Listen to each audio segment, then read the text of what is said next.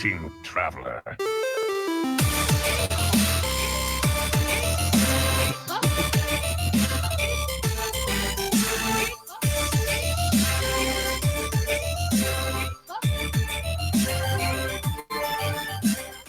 Welcome, everybody, to another episode of Born to be Wild, a Hearthstone podcast, the second Wild exclusive Hearthstone podcast that's existing right now. So good to have you, good to be here. And Nate Wolf, how the hell are you today? I'm doing very, very good. Very, very good. Always happy to be here. This is what I look forward to each week. And we have a very special guest today, so I'm happy to see you again. Welcome back, in a manner of speaking, to the show GetMeowth.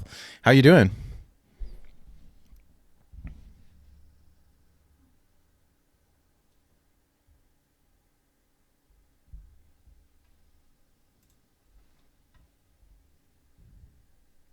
Oh, hello. Can you guys hear me? Oh, there we go. Welcome back to the show. Hey, sorry.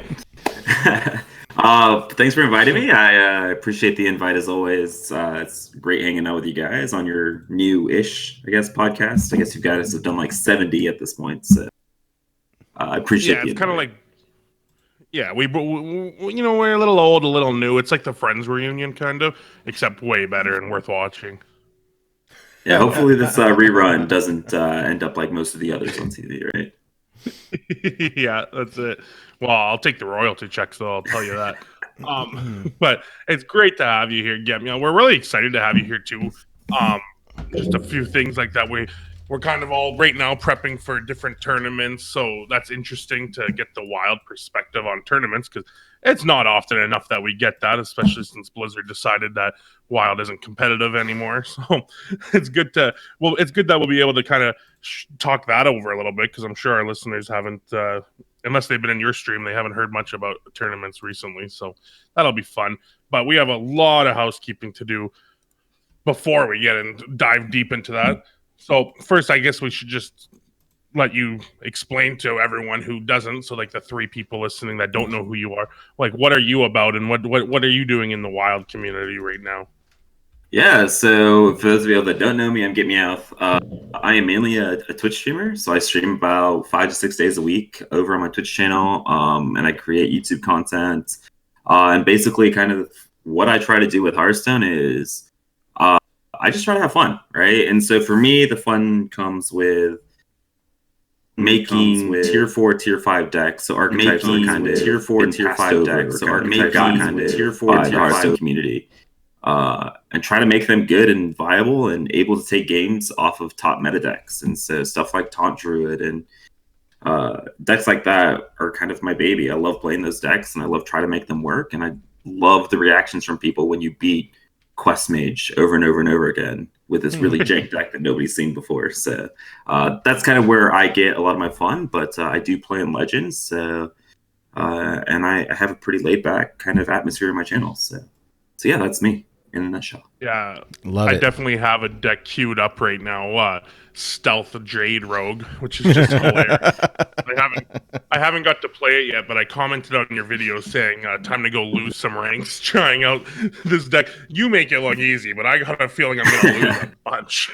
Yeah, see, every time I queue up one of those decks, I like brace myself for the 1 in 10 score, and then somehow it always ends up being like, after a few revisions, holding like a 60-70% win rate in Legend, and it's just that just makes me happy. Yeah, and you're at like 400 Legend. It's not like you're sitting at the dumpster. It's super impressive. I can only imagine, like, especially with the new MMR system, I can only imagine some of these ranked 2 diamond players bumping into you and thinking, easy win. Jade Druid or Jade Rogue, easy win, and then they just get crushed and we all laugh and go poggers in the chat. So it's just so fun.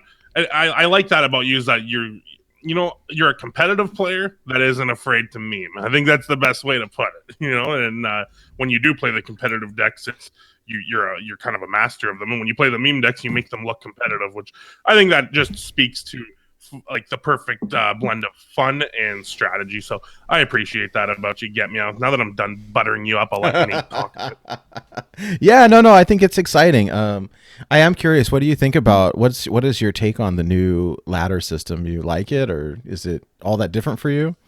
So it's kind of all right. Let me start off with saying I do like it. The big change for me is in the old ladder system, hitting legend early was really, really terrible as somebody that liked to play Hearthstone or tried to create Hearthstone content, because in the previous system, you would only get matched up with other legend players. And so that you would sit in like 15, 20-minute queues in legend in like the first 15 days of the month, which was kind of insane.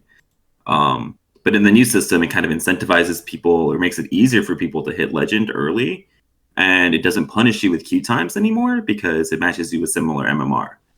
Right. And so this encourages people to keep playing, which I think is awesome. And so I really, really like the ladder aspect in that point. So now I don't feel like I get punished for playing the game, which is awesome. It's a very small percentage of the community that plays a crap ton of the game and it hits legend really, really early. But now I no longer feel punished for doing that. Right.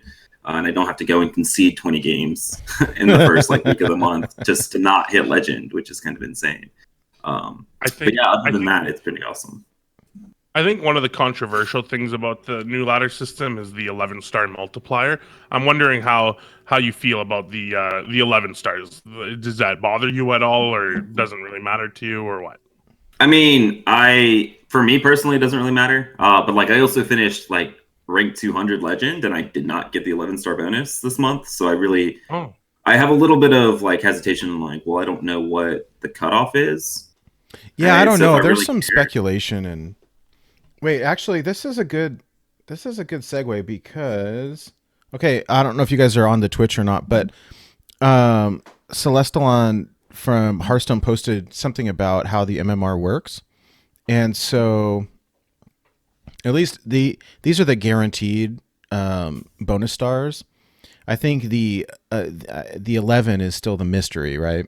I know a handful of people in top 500 that didn't get the 11 star. I was in the top 3,000 legend. When I hit legend, I was ranked 211, but He fell gracefully.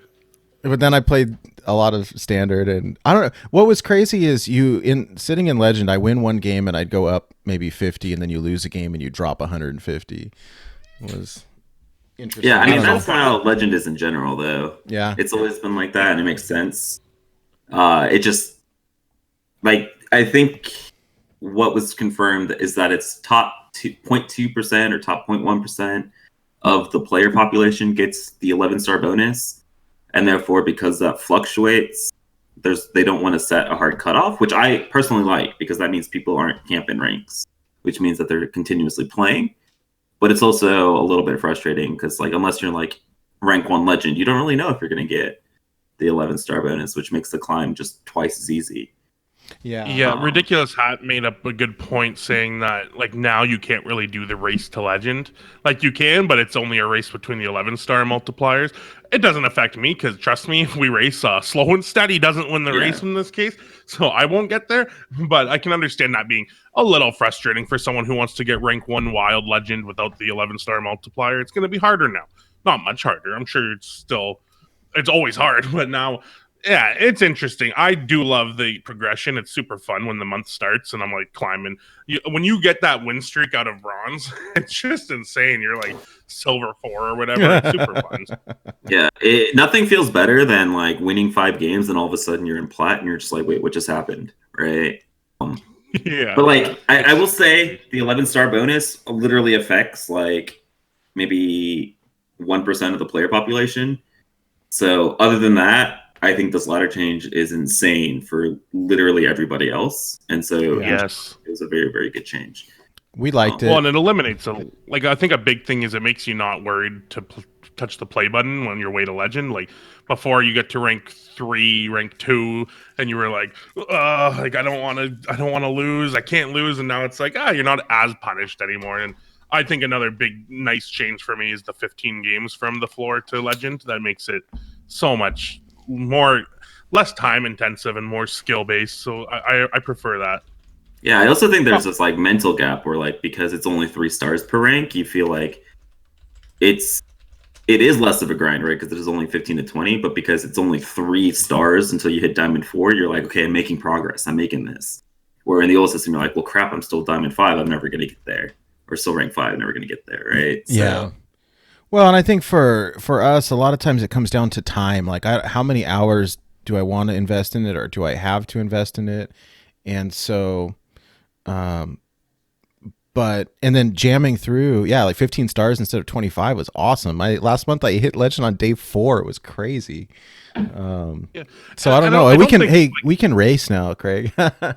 Yeah, we should. I don't think it's mindlessly easy either, because like I've hit Legend relatively early last month, and I jumped into Standard, like hoping maybe I can get double Legend, and like I didn't invest too much time into Standard, but I thought, piece of cake, and like no, it's not. Like if you're not gonna put in the games, you're still not gonna hit Legend. Like if you're not a top tier player, so. And I know a couple guys in Discords I hang out with that are good players. I'm not going to name them out, but they didn't hit Legend this month because they didn't want to play the tier 1 decks, and that just shows that this ladder is still tough. It's not easy. It's not easy. It's just faster. Yeah, I mean, it's not like you're queuing into like people that are brand new to the game when you're at Bronze 10. You're queuing into other Legend opponents. You're queuing into other people that are like the same rank as you when you enter Legend. So it's not like you're queuing into cakewalk matchups. Exactly. Which makes it fun because it's like competitive games all the way to Legend, but it also means that if you're a Legend player, sometimes you're going into Quest Mage the entire way up the ladder, which can be a little bit frustrating, but it is what it is. But overall, I think we can agree they did a good job. Oh yeah, no, for sure. I've enjoyed it. It's fun and it's something different. What did you all think about the end of the month rewards though? Did you open yours yet?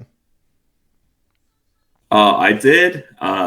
Again, for me personally, I like the golden cards better. But I do know that not everybody has the collection that I've gained over the past 6 years. So again, for the majority of people, the packs and the dust from those rares are definitely worth it, right? So yeah, no, I mean, I hear you. I mean, so you hit Legend, right? You get 5 packs, which is cool, and then a bunch of crappy rares that we already have, right? Yeah, you definitely get more dust. Like I think, right? Like between the packs and the cards. Like even if you're not if you're like me, a dirty duster, I don't save those golden legendaries unless it's the only one I have and I'm gonna play it. So I dust everything. So I think it's a win for me. So screw you guys. That was rude. I mean, what on average you're getting at least 600 dusts, right, per pack or per month, for free for hitting Legend, and then those packs, if you're free to play, they give you access to cards that you might not have yet, and so it's and I got a legendary from one of my packs, so it's even more dust. Oh, so did I. Yeah. So I think it's really nice for 99.99999% of people. So yeah. Well, there we go. So Nate, do you want to kind of do some housekeeping here and go over some of this the stuff we have to go over every week? You know what I'm saying. Have to. Well, no, I mean, I guess before we get too far into the show, we always want to say a big thank you and shout out to our patrons who sponsor the show, particularly Shokunin and Pug Ugly are our executive producers, and just thank you guys so much for supporting the show. And to our other patrons, we really appreciate your help. It allows us to do some kind of awesome things. So I will be spending some time this weekend trying to build a website, get everything kind of housed in the same place. We are working with some artists on some designs for some t-shirts and posters and merchandise and stuff that should be revealed soon. I may have something as soon as next week. It wasn't has not arrived in my mailbox yet, but something cool to share with everybody pretty soon. So anyways, a big shout out to our patrons. So thank you very much, guys. Oh yeah, I also want to say shout out specifically to Adam, a new patron who signed up this week. Thanks, buddy. We appreciate it. Yeah, absolutely. It was awesome. Yeah, Um, and then go ahead, Nate. we were doing a contest last week for this dragon Year of the Dragon bundle, and I think the point of the contest was to give away some cards to a listener as opposed to someone random from the internet who happened to click the retweet button and then win. And so we have chosen a winner for the contest. So we will be reaching out to the contest was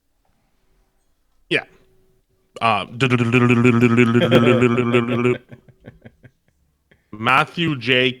Campa. Our contest was to figure out what our next giveaway should be, like what our next idea for a giveaway should be. And his idea was to have people submit a song parody concept with a general topic outline, maybe what the chorus will be, and all submissions will go into a hat. We'll pick it blind, and the guy we pick for the song is the winner. And this makes it easier for me and Nate too, right? Because sometimes we get a little writer's block trying to figure out what we're going to do. And now we're going to have so many ideas commissioned for free by you guys, and all we have to do is pay out a contest. So we're okay with that. So I think our idea to figure out an idea for a contest worked well here, Nate. Yeah, it's exciting. And hey, he's in chat right now too. So hey, congratulations. I'll get you your thing momentarily. I tried last night, and we have not been BattleNet friends long enough, but another day or two probably.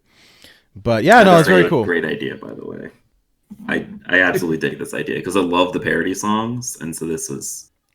I will tell you, it is hard to come up with parody songs, and like, I mean, Craig must have on the last show must have pushed out 30, 40, 50 songs. I don't know. At least 30. Yeah, it was 30 on the last. Yeah, it was 30 on the last one, and this one we've already done 10. And now it's nice because Nate's decided to go ahead and take his chops, his singing chops out, and give some of these a go. But it's hard, especially during COVID. You have all this time, but you kind of lose track of days. And next thing you know, it's Thursday, and you're like, "Oh, I gotta write a song." Nate saved the day last night, but yeah, I think this is a great idea that it'll just help sometimes the idea is all you need to get the creative juices flowing. So I'm really excited to give away more free stuff to you guys and get some ideas in exchange. So yeah, I have a cool thing coming next week. Well, I hope it's next week. I'm waiting on the shipping, but either next week or the week after, we're going to be doing another giveaway, but this time to 5 people. So it'll be fun. Some custom merch type stuff. So I'm excited for that. Anyhow, yeah. So stay tuned, folks. So this week, I needed a little bit of downtime from ladder. I got bored sitting like in Dumpster Legend and played some standard. I hit Diamond 2 about 3 times, and I just didn't make the final push. But I finally got around to getting my Tombs of Terror heroic card back. That was cool. Been lagging on that one for a long time. So, but have you guys done that one yet? I haven't done any of them except for the Lich King to get the hero portrait. You need to get on it, man. Yeah, I haven't done any of the heroic PvEs yet. I don't know. This one was hard. This one was hard because I mean, like with the old ones with Nax and BRM and some of those, like where you could make your own deck, and you know, as long as you had the right cards or the right, I don't know, you could make it work. But when they build the deck for you, when they build the deck for you, you're stuck with their cards. And in this one, in order to get the most out of it, you had to play it over and over and over because you unlock additional cards the more you play. Sounds awful. Yeah. Well, check this out though. I've never put video up on this before, but I got this OTK from 300 health, so this was rad. So the trick is there's a card that you get with Reno Jackson called Lee Fire something, I don't remember. Anyways, every time you cast a spell, he casts it again on the same target. And your deck, so Reno Jackson as a character is a combination of mage and rogue. And so one of the cards in your deck was God, I can't think of the name of it, but essentially there's a card. As long as your card is in play, your creature is in play, it shuffles in a bunch of flames or whatever, and when it draws it, it plays that on the board. And so I had 2 of those, shuffled in 6 copies into my deck, waited until the deck was almost empty. It plays all of them, and then there's this card called the Gatling Wand, and it does damage based on how many spells you've cast during this game, and I got it up to 115 damage, and then played it, died 3 times or something. So it was sweet. Right here, yeah, here you go. Check this out. This is Gatling Wand doing like 120 damage times 3. It was super rad. It took about 30 tries to pull it off, I think. But he's just pew, pew, pew, pew, pew, pew, pew. It's just a giant Reno Jackson. It is, basically. The amount of patience that it must have taken to do this. Like, I would have probably gotten frustrated on like the first or second time it didn't work and probably given up. Yeah. No, and the worst part is, okay, I was playing on the iPad, and then I got this all set up finally. It took about 30 plus tries, and I finally got it set up. And then the iPad died mid-match, and I was like, "Oh my god, no!" And I switched over to my phone, and thank God it retrieved the match. I was literally just gonna say, I hope you disconnected at like 100 health. I was so angry. It would have launched it out the window. It really does take a long time. Like this video's been playing for like a minute, and you're still only at 150. That's hilarious. So for the podcast listeners, you can check it out on YouTube if you want to see Nate's solo adventure escapade. But yeah, that's fun, Nate. That's pretty hilarious. That's cute. He didn't even get to use his hero powers. So welcome to Born to be Wild, a solo content podcast. Well, I was very happy from that. Was what I did this week. Did you get anything good from your end of the month packs, Craig? No, I don't know. I don't remember. A couple epics, probably. No legendaries, no golden cards, no nothing. But I was still happy that it's a lot of dust, and I'm right now just trying to save I'm trying to be self-sustained on Hearthstone now. Is my goal is just to not have to buy too much. Like, I don't mind buying the expansion when it comes out, but I never want to have to buy packs outside of that. And so far, so good. I haven't had to put any gold into packs. I'm already saved up like 2,500 gold since the expansion came out, so I'm feeling pretty happy about all that. So yeah, I'm happy with the new ladder reward system, Nate Wolf. Very cool. Yeah. So do we have all the people who made Legend? Do we have them? Yeah. So one of the things that we've been doing on the show lately is, like, we noticed a bunch of people with a new ladder change has been hitting Wild Legend for the first time, and so we've just been giving kind of shout out to people. So in the past, and these are just the people that were kind of brought to our attention or tagged us in something. But in the last week, we've got 10 people, which is kind of awesome. So Jordan Spikes used Cream Puffs. Looks like Demon Hunter hit Legend for the first time, so that was awesome. Congratulations. Next one up, Unforgiven. Also, first time Legend. Thank you, Cream Puff, for the Demon Hunter. Playing for years, finally did it. Very cool. I'm seeing a trend here so far. All right, what's the next one? Philip Allig. I don't know if I'm saying that right, but first time Legend, Wild Legend. Very cool. Very cool. That also looks like Demon Hunter for what it's worth. Yeah. It probably is. It does. It does. Yep. Let's see. This one is Murloc Paladin. So Ryan Bennett, congrats on first time Legend. After playing for years, I finally got Legend in Wild, playing a Murloc Paladin deck. That one actually really warms my heart because we had GetMeowth on Into the Wild the week after I hit Legend with his aggro Murloc Paladin like 2 years ago. That's hella throwback. Right? It's like the first time I hit rank 1 Legend with that deck. Yeah. I remember that.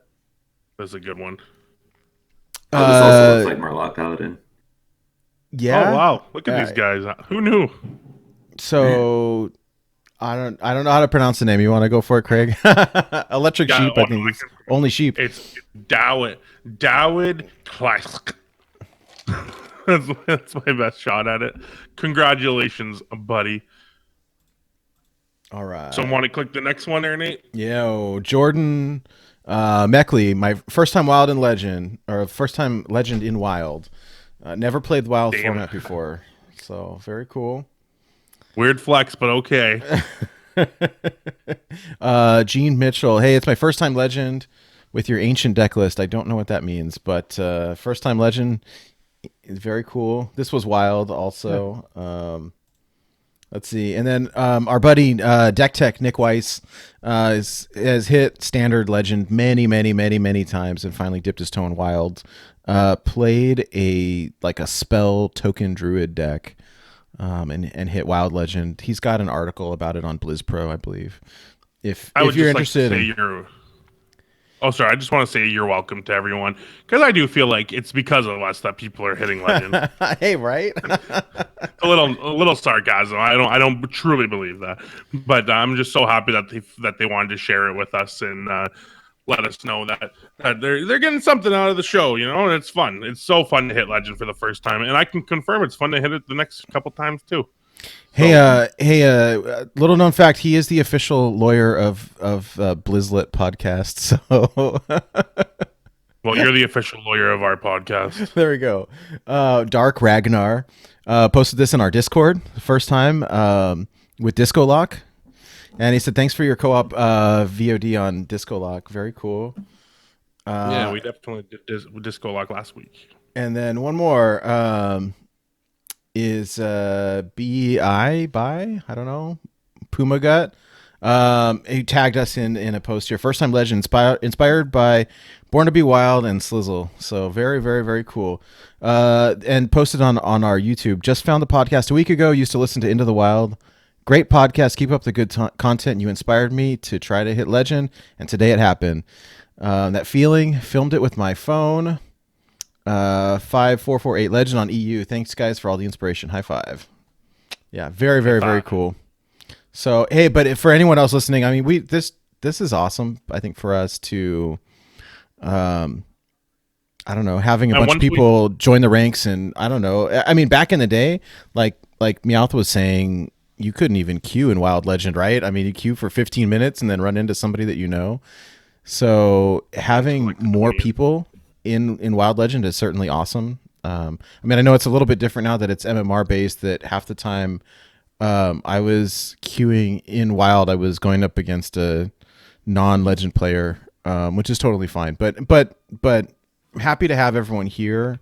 So if you hit, please tag us on Twitter or email us or reach out some way. I'm happy to yeah. And once we have our website, we're gonna probably put a little spot for all you first-time Legend people. And even if you hit Legend before, you can email us, and we'll still put you in the Hall of Legends as long as you can prove it. So get me off. I'm just saying, if you want to be in the Hall of Legends, let us know. Dude, that means that I have to go and actually prove it, though. I don't think I can prove it at Legends. Kind of hard. I don't trust you. Cool. So now that's all out of the way. Do we have any other housekeeping, Nate, or are we ready for the meat?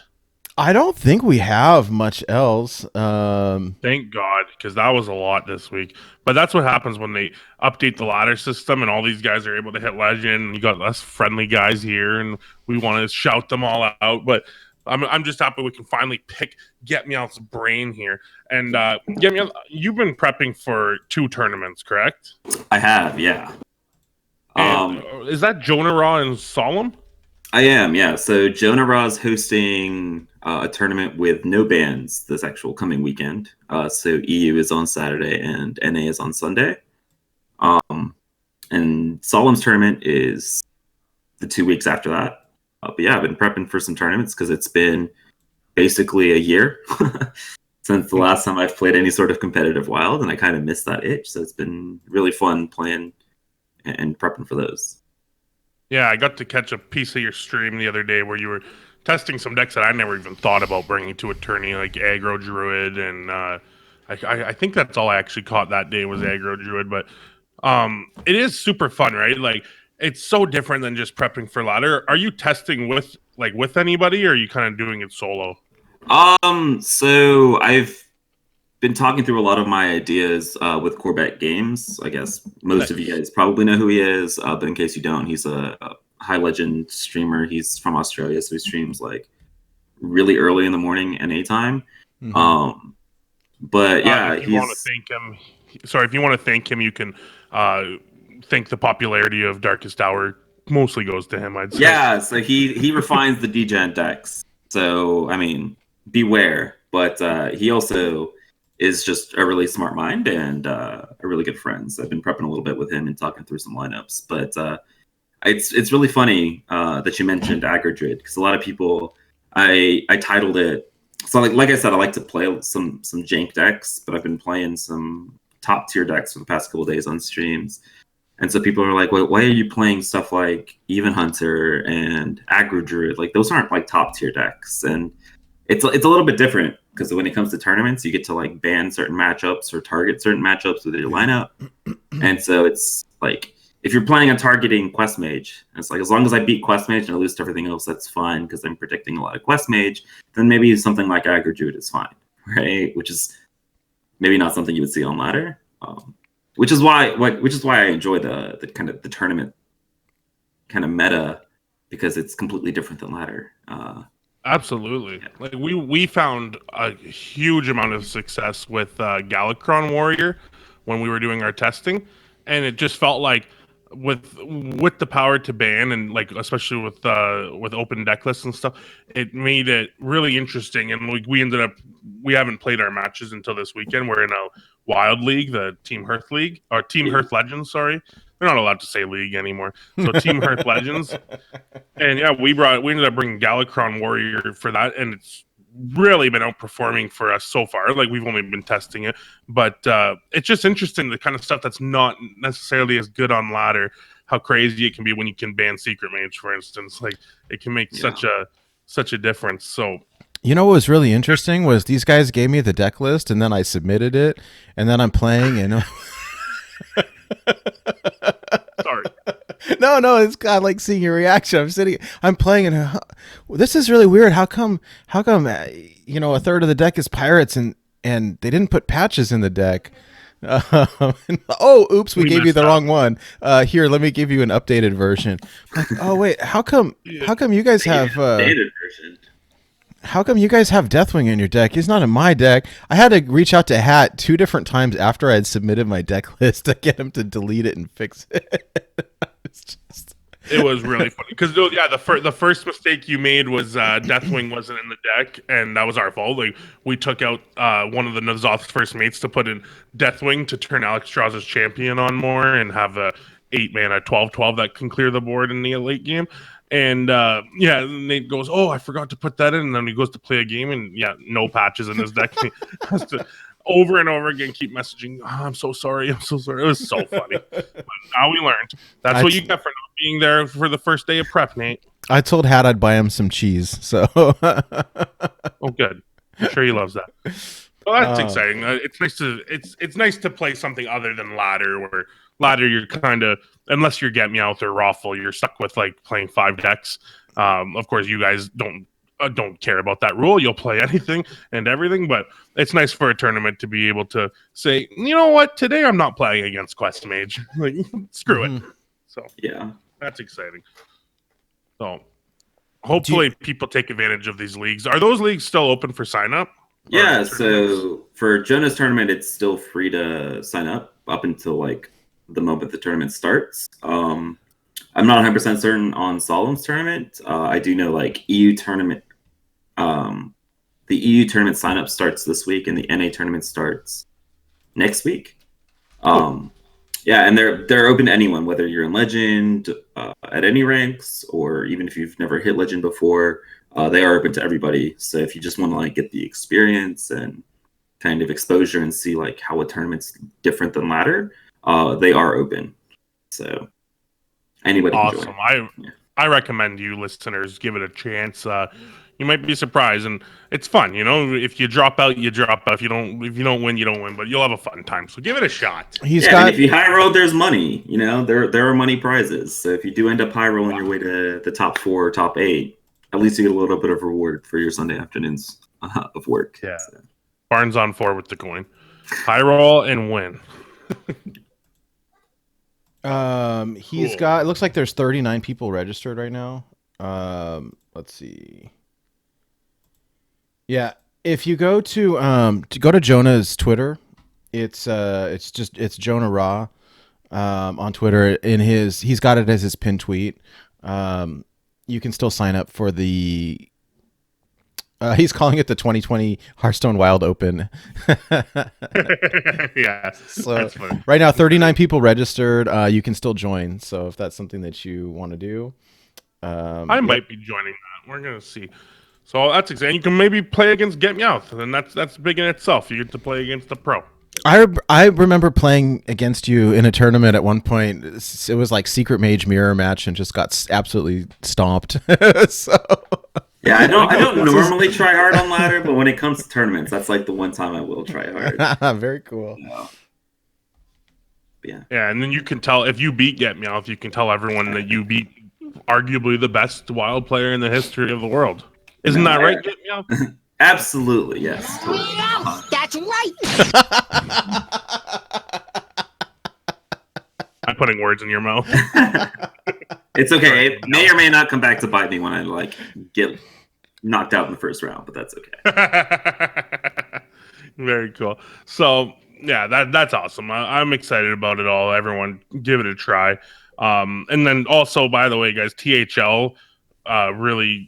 They were shocked by how much interest they had from wild players. So next season, we're probably as far as I can tell, they might try to make it into the full THL rules where it's teams of 5, and it's really interesting to play Hearthstone with some of your buddies. Like for our team, we got Danny Donuts, Nate Wolf, and Craig in Canada. So that's obviously one of the outliers to win this whole thing. But no, I'm kidding. There's a ton of great players. Memnarch's on a team. I think Bananaramic's playing. There's a lot of awesome players. So Duin is on there.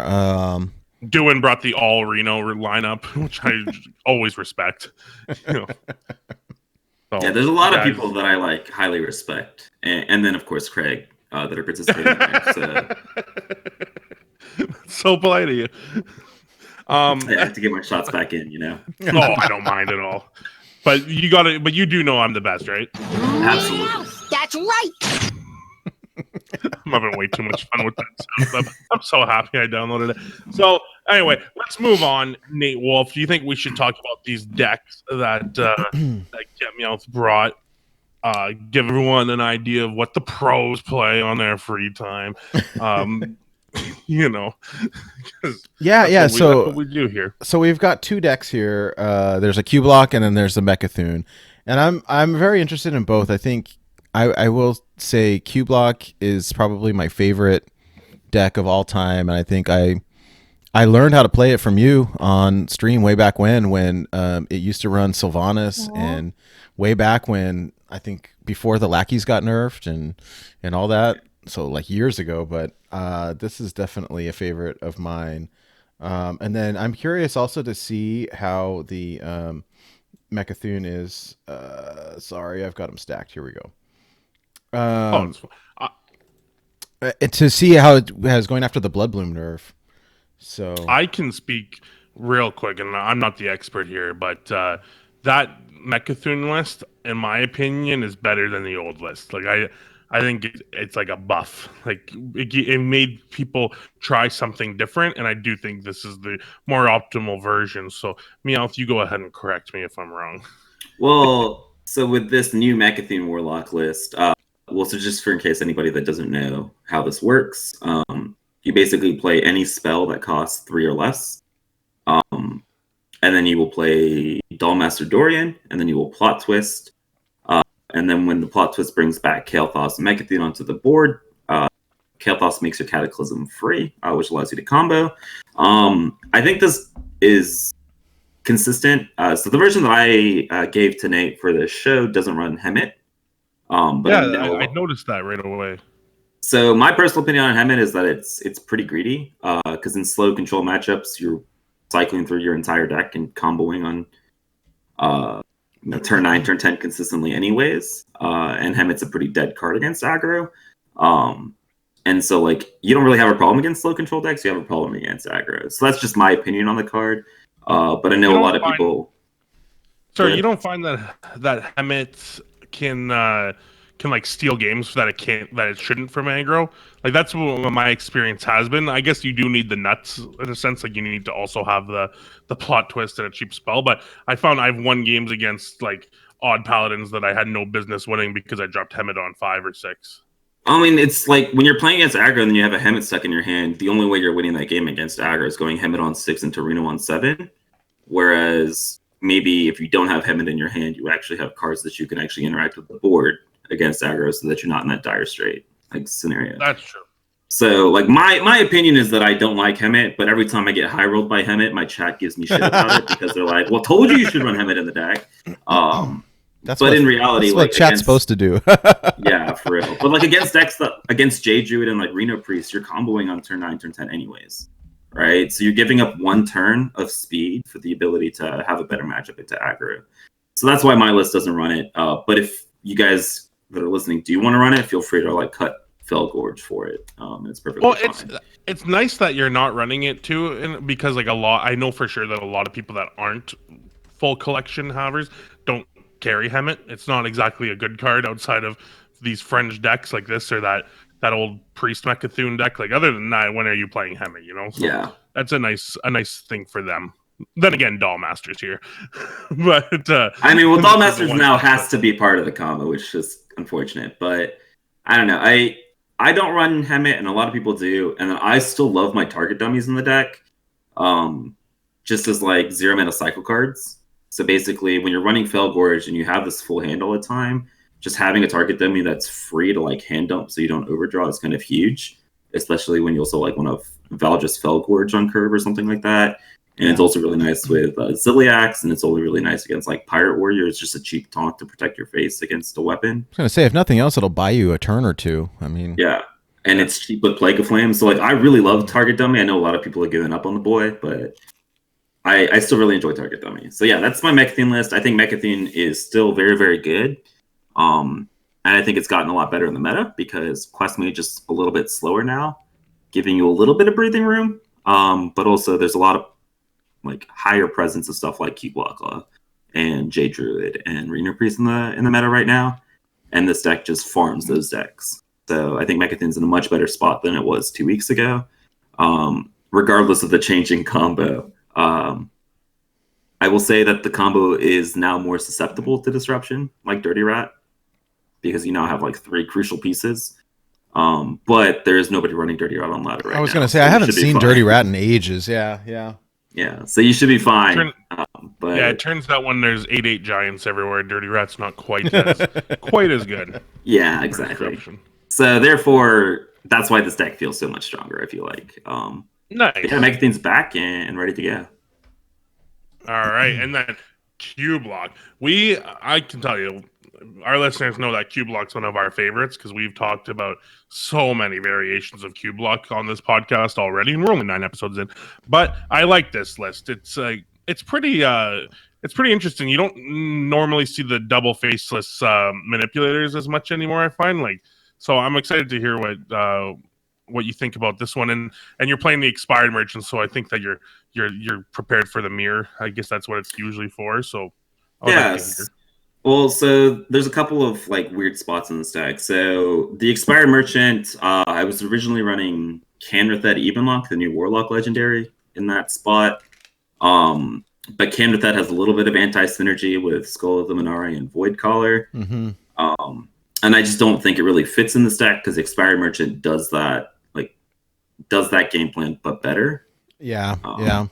So I'm a big fan of Expired Merchant, which is nice because it's a common, I think, or a rare and not a legendary.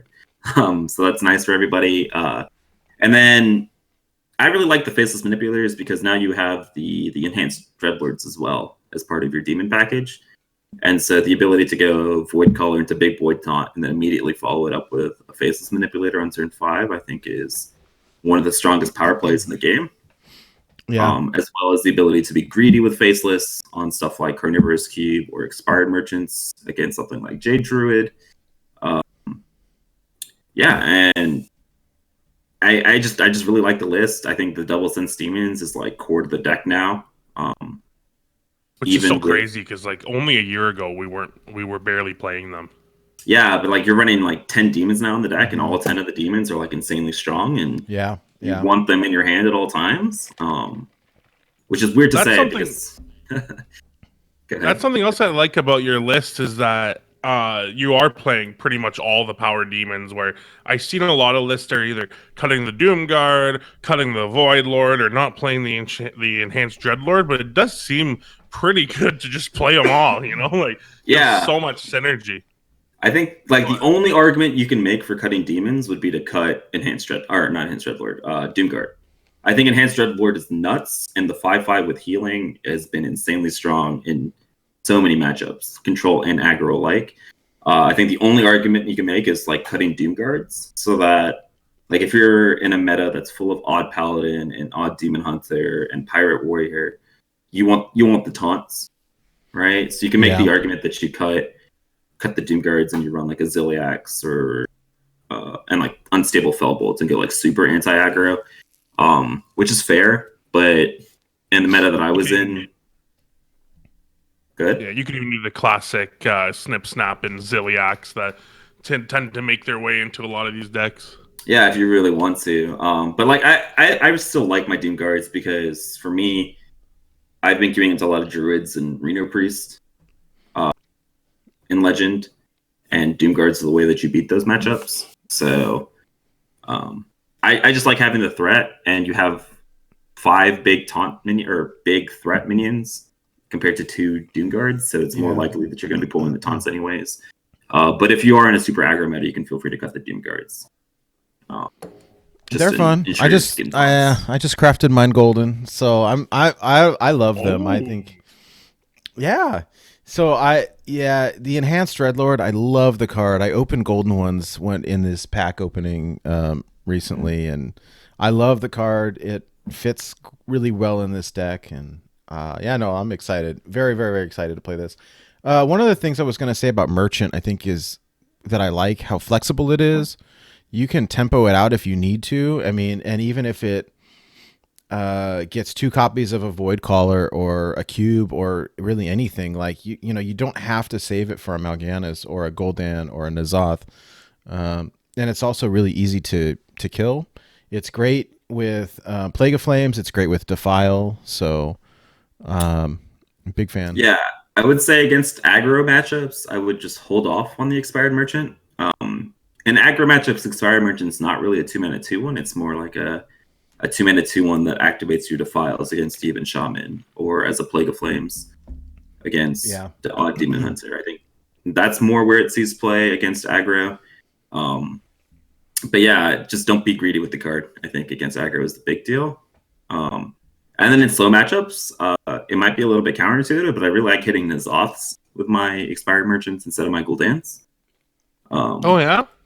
Yeah, because in my experience, when you duplicate your Gul'dans, that second wave of Gul'dans is filled with 1/3s and Void Collars and crap like that, where your N'Zoths are going to be pulling back Void Lords and Enhanced Dreadlords more often than not.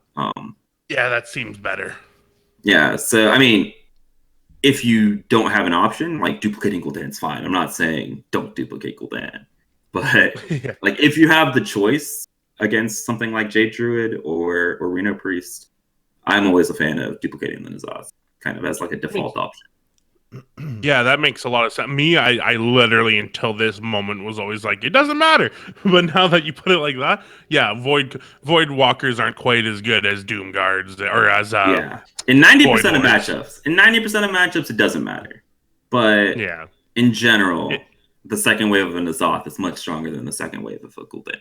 Yeah. Hey, I do have a question though. So I'm like, in looking at the list, you've got the cube here, but the only way that I see to proc your own cube is with the Plague of Flames. Is there, I mean, I guess there's not, I haven't seen too many people running Silence lately, so maybe you're safe. But what are your thoughts? I don't want to be I just don't want to be a technical Tina here, but you could pop the cube with the other cube, just saying. That's true. That's true. I'm such an ass. You don't want to, but I had to make sure the correct unit. So I mean, well, so like in the current meta right now, the slow decks that you are worried about are Reno Priest, and you're worried about Jade Druid, right? Those are kind of the quote unquote control decks in the meta. And so against Reno Priest, you are more worried about making sure that your demon dies so that it's in that N'Zoth pool. And having just a cube on the board kind of makes them hesitant about playing stuff like Dragonfire Potion or Mass Hysteria, especially if there's 2 Doom Guards inside, right? And then against Jade Druid, it's like the very same thing where like you pull a demon via Skull or Void Caller, and then you cube something, and then you just punch them with the 4 attack cube until they're forced to Poison Seeds, and then you have kind of the resiliency against aggro's. So against most matchups, the cube's not really a liability, at least that I found. And there's also just this fact of, well, the activators for popping your cube are actually like not very good anymore. Yeah. So you don't really want to run any of them. The only, I know I can't think of anything good. Like, it's too bad the Fellbolt doesn't kill the cube, because that card. You like that card? Like, I know that you mentioned it quick. It's very strong. Go ahead. I think it's really strong in an anti-aggro build of the list. So like the list that we have featured here is a very greedy build because of the matchups that I was queuing into. But like I was mentioning, if you're queuing into a bunch of aggro, you take out the 2 Doom Guards, you take out the Loatheb, and you put in Zodiacs and double Fellbolt, and the Fellbolts can help you kill off your Void Callers or your cubes if you need to in those matchups as well.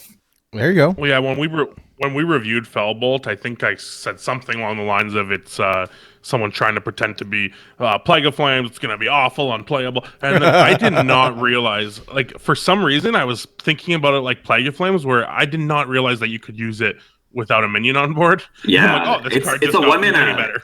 Yeah, it's a 1-mana Dark Bomb, right? So like if you're playing Reno Lock or stuff like that, you can even shove them in Mecha'Thun if you really feel like you need the AoE, because it can kill off your card draw minions as well, right? It can kill off your Runic, it can kill off your Thalnos. Yeah, I didn't think it would see an ounce of play. It turns out it's just a good card. It's good, yeah. It's just a good card.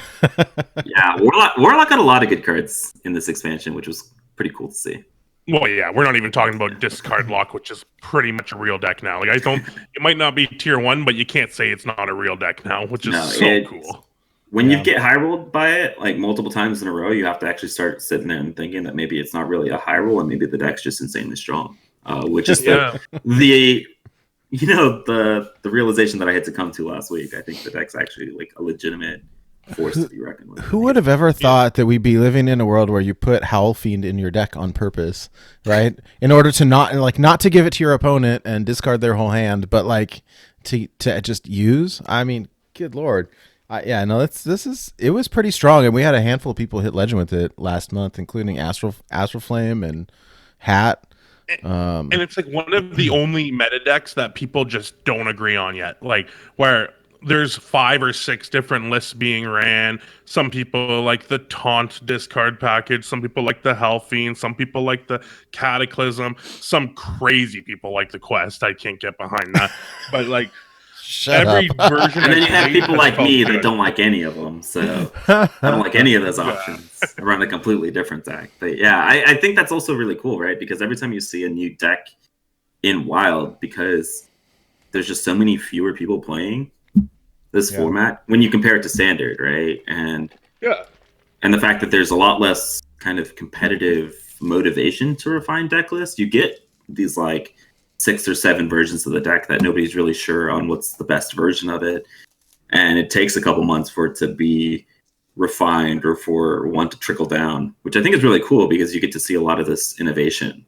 Yeah. And like, while I might think something's good, I mean, I'm just one person, right? And I'm seeing it from one point where maybe the Hellfiend version is the best, and I'm just biased. But I mean, we're seeing the same kind of thing right now in Odd Demon Hunter, where I don't think it's fully refined yet. I mean, there's a handful of really good lists, but every once in a while you'll see an odd card in that deck and kind of scratch your head a little bit and go, oh, that actually fits really nicely in that deck. It does something that I did not expect, and we're not core on it yet. The other day, what card did you see, Nate? It was the I can't remember the name for sure, but it was the 3-mana 3/3 with Inspire, gain Wind Fury. And I was like, that's cool. I don't Right? think it's good, but it's cool. Yeah, I was just not expecting it. I'm like, oh, what? I mean, but you can't let it stick, right? I mean, then you get hit in the face for 6+. So Yeah. I don't know, some dragon wing, something or other. It's interesting how a new class could take so many cards that were not being played. Like Fish's Fledgling got a slot in some of those decks. Lowly Squire of all cards, who saw that coming? I actually think Lowly Squire is low-key really nuts in that deck. I think it's just really nuts in that deck. Yes, just as good as Battle Fiend. It. Yeah, it is a Battle Fiend. I mean, really, yeah.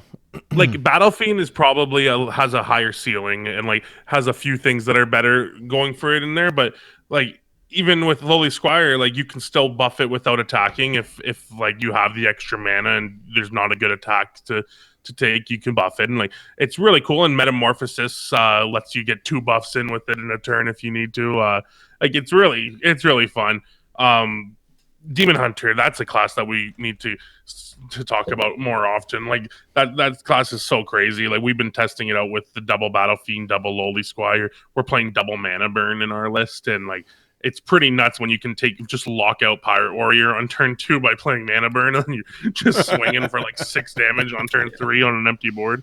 Like it's so fun. Oh my god, Hearthstone's in a good place, guys.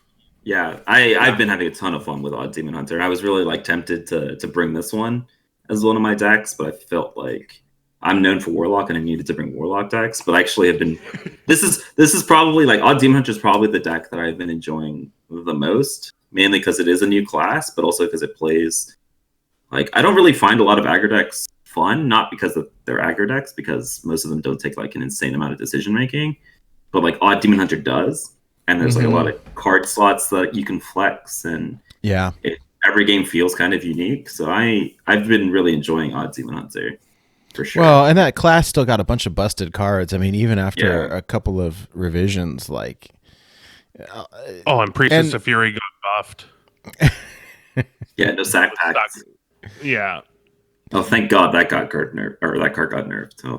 Wasn't that the worst thing? And like, I don't know how they released Demon Hunter without nerfing Sack Pack. Like, that just seemed like a clear, obvious thing to do. And I'm so happy. Like, you can play Cubelock now without Zephyrus just destroying you every single time for 0 mana. That's like, oh, you like backstab? Here, have a Sack Pack instead.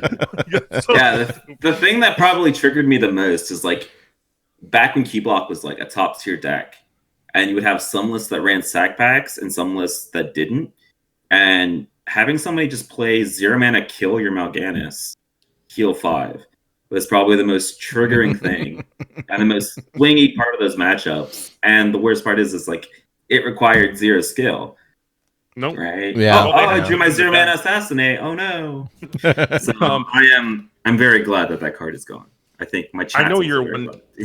I know you're. Oh, I bet there's some of them that are sad because it is hilarious to watch. But I know that you like to meme here and there. Have you put Jiraxxus in a deck since the nerf?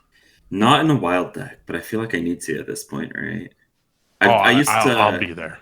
I used to run this odd Cubelock deck that was basically Cubelock without Gul'dan, and it might be worth bringing back Jiraxxus just to play in that deck. You like Cubelock? I have an idea now. Hold on. It's like Cubelock, but worse. But if you're gonna play Odd Warlock, that's probably the way you have to build it, right? It's like Cubelock, except you can't play any of the stuff that brings your demons back. No void callers. Well, who needs demons when you have Jiraxxus, right? Like, that's true. Come on. So funny. I love that. Yeah, crazy. So anyway, that's pretty cool. You can tell GetMeowth loves Warlock. He loves Demon Hunter. I think you're just a big demon boy there. You're my little void daddy. I just love Hearthstone in general, man. I'm a nerd. I love Hearthstone, and so I genuinely enjoy playing it. And Warlock and Demon Hunter, the two classes that just make me love it a little bit more. Yeah. Perfect. Well, I know you mentioned Corbett earlier. He's been playing a ton of Demon Hunter, right? I mean, he's the one that ran the Happy Goal package. I was going to say, if anyone refines it, he'll be one of the forerunners for sure. Happy Goal is a really interesting choice in Demon Hunter. Blue Train and I were talking about it the other night, and I was asking about like, oh, you have to heal for it. And he's like, yeah, but there's 4 cards in your deck that heal. Like it's pretty easy to trigger. And even when you don't trigger it for it being 0, it's still a 3-mana 3/3 that you can play on 3, which is kind of what the deck is like. The deck kind of lacks pure 3-drops, and so like even if it comes to it, you can play a Happy Ghoul for 3 mana on 3, which is perfectly fine. So yeah. Well, that makes sense to me. I personally think that most people play too many 3-drops in Demon Hunter, but that's just me. I guess when it's a 0-drop too, it changes a little bit. Yeah. Are you still playing? Do you still think Following is good in Wild? In certain decks, yes, but as it being an auto include in a lot of decks, no.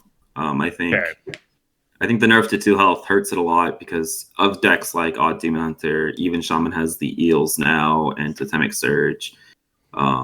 It's just the difference between 2 health and 3 health is kind of hugely relevant. Like even Jade Druid, right? Spellstone for 2 versus 3 is a very big deal. Ray of Frost. Yeah, the Fellwing nerf was kind of big, and same with the Albatross nerf. Like, there's no reason to run a 4-mana bird now unless you're playing like Albatross Priest or something like that, right? So it was kind of sad to see those cards get gutted. I'm not gonna lie, but also as somebody who plays Reno decks, I'm very happy that Albatross got nerfed. Yeah, well, like Craig was saying earlier, we've been playing a lot of this Galakron Warrior, and it runs 2 of the God, what's that weapon called? Wrench Caliber. So we shuffle a bunch of bombs into the decks, and it messes up all the Reno decks. It's pretty fun. Yeah, we stole a lot of games doing that, which was cool. It's awesome watching someone like drop their Reno Jackson and have it not trigger, and they're like, "Oh, what? Wait, what? What just happened?" Yeah, reading is hard. Dang. Do you remember? You guys remember back in the day though, when before the Highlander cards would trigger yellow, they were always green no matter what. Like there was no indicator. I played a Reno Reno Ice Freeze Mage, and it played like double all the cards that kill your opponent. And I didn't know about HS replay back then, deck tracker, none of that. So I was sitting there with a lined piece of paper just scratching off whenever I played a duplicate. It was so frustrating. But what can you do? I just want to pull out a really fun fact here that I just thought of now. When you came on Into the Wild for the first time, GetMeowth, back in the day, back when it was me and Nate, before Saucy and Danny made it better, we had you on episode 9 of Into the Wild. This is episode 9 of Born to be Wild. Wow, what do you know? What do you know? Totally calculated. Destiny. Totally calculated, yeah. We had no clue. Clue. So that was a Destiny. We're going to have you on serendipity. episode 50. Oh, sorry. We just stepped all over each other. But we're going to have you on episode 56 as well, because that's when you came back on Into the Wild. And then we'll have to have you on for a 6-hour set review. It's a whole thing. So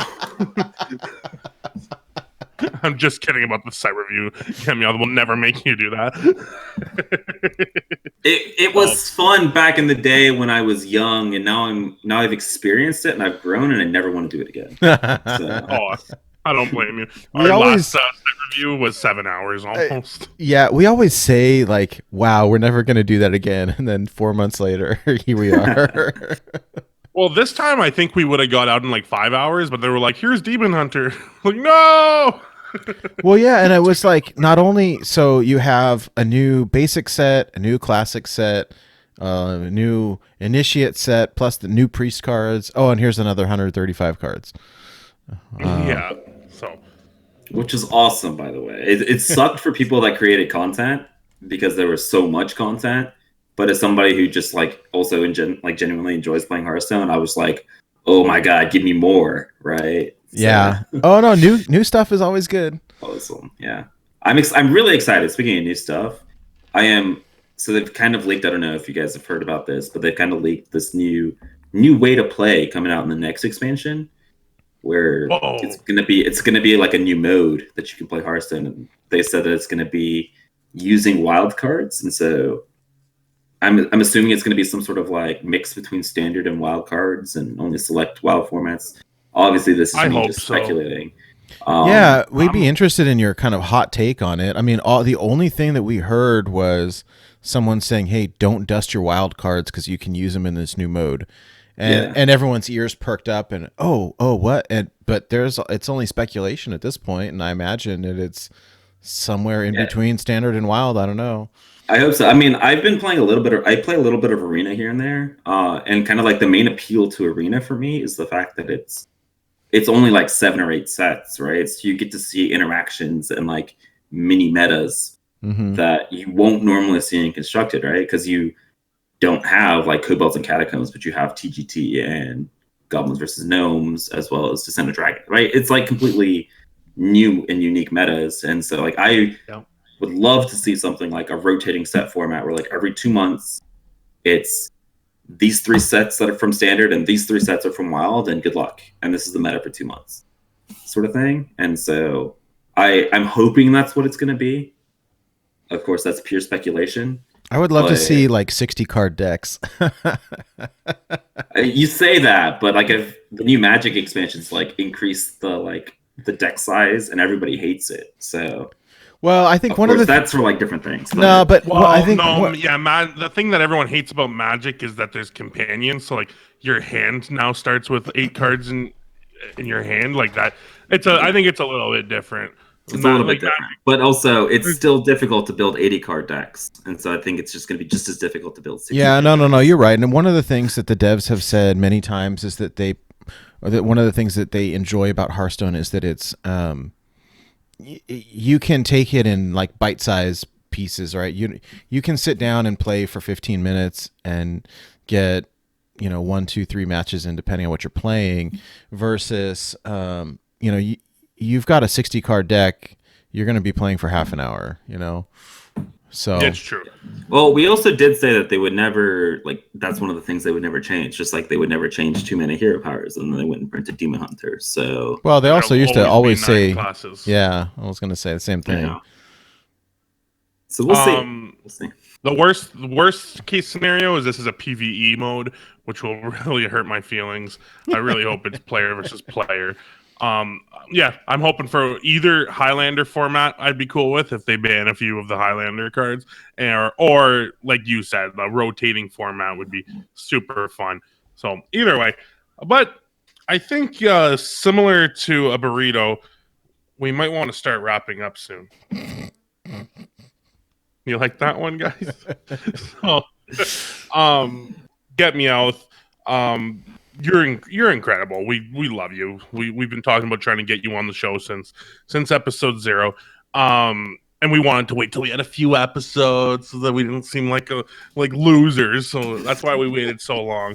We're really happy to have you on, and we're gonna bug you again in the future, just so you know. Hey, so expect the call. We're multi-legend players now, so yeah.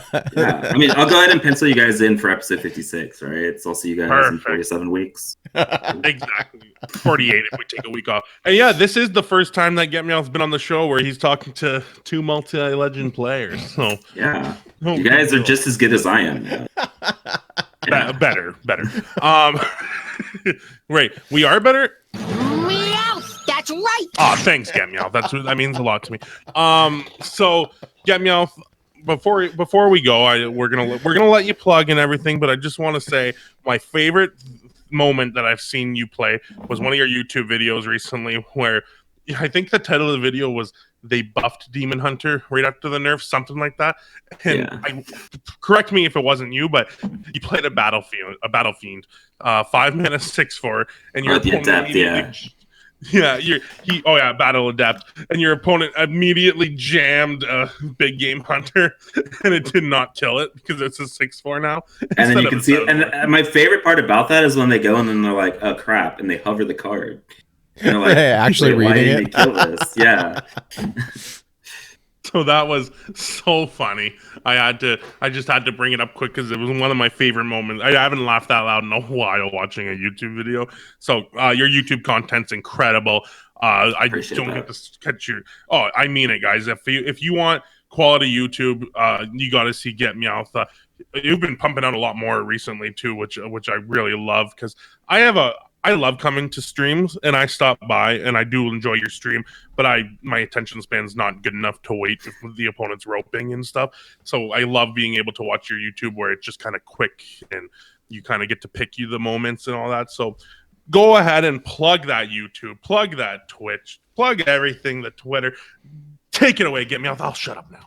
I appreciate it. I mean, I do stream, like I said, 5 days a week over on GetMeowth, twitch.tv/GetMeowth. But if you guys can't catch me there, like Craig has said, this quarantine period is actually giving me a ton of time to work on stuff like the YouTube channel. And so we've got daily videos, and so that includes deck highlight videos as well as I have this like I don't want to call it a podcast because I don't really want to take away from what you guys do, but it's like a 15-minute little series.